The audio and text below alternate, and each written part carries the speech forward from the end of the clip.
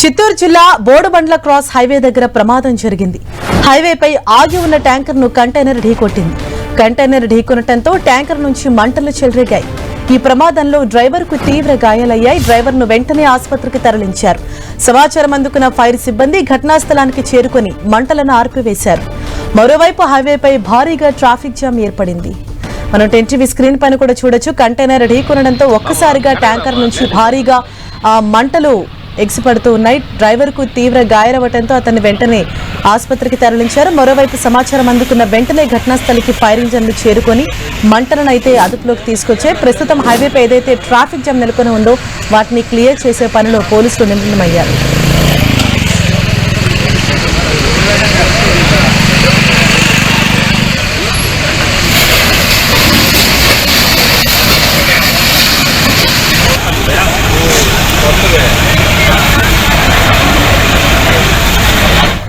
ఇదే విషయంపై మరింత సమాచారం మా ప్రతినిధి మురళి మనకు అందిస్తారు. మురళి, ఎప్పుడు జరిగింది ఈ ఘటన? ప్రస్తుతం ఆ డ్రైవర్ పరిస్థితి ఏ విధంగా ఉంది?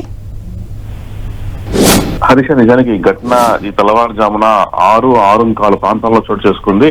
నిజానికి బెంగళూరు నుంచి తిరుపతి వైపు అంటే చిత్తూరు వైపు వస్తున్న ఆయిల్ ట్యాంకర్ కు మధ్యలో బంగారపాలెం హైవే వద్ద పంక్చర్ కావడంతో డ్రైవర్ ఇక విధిలేని పరిస్థితుల్లో రోడ్డుకు పక్కగా బండి ఆపి ఒక్కసారిగా పంక్చర్ వేసుకుంటూ ఉన్నాడు. అయితే దురదృష్టవశాత్తు అదే సందర్భంలో వెనక నుంచి వస్తున్న మరో కంటైనర్ లారీ ఈ ట్యాంకర్ ను గుర్తించకుండా ఒక్కసారిగా నేరుగా వచ్చి ట్యాంకర్ ను గుద్దడం జరిగింది.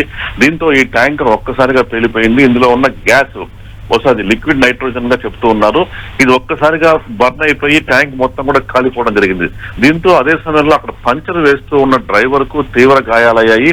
మొత్తం భారీగా మంటలు చెలరేయడంతో ట్రాఫిక్ జామ్ ఏర్పడింది. చివరకు ఫైర్ సిబ్బంది వచ్చి అతి కష్టం మీద మంటలు ఆపడం జరిగింది. దాదాపు గంటన్నర పాటు ఇక్కడ ట్రాఫిక్ జామ్ కొనసాగింది. ఇది నేషనల్ హైవే కావడంతో అటు ఇటు వెళ్తున్న ప్రయాణికులు తీవ్ర ఇబ్బందులు పడ్డారు. మొత్తం మీద ఇందులో డ్రైవర్ పరిస్థితి కొంత విషమంగా ఉంది. ఆయనకి ప్రాణాపాయం లేదని అయితే వైద్యులు చెప్తున్నారు. అతని పరిస్థితి ప్రస్తుతం అతను పలంనేరు ప్రభుత్వ ఆసుపత్రిలో చికిత్స పొందుతూ ఉన్నాడు. హరీష. ఓకే మురళి.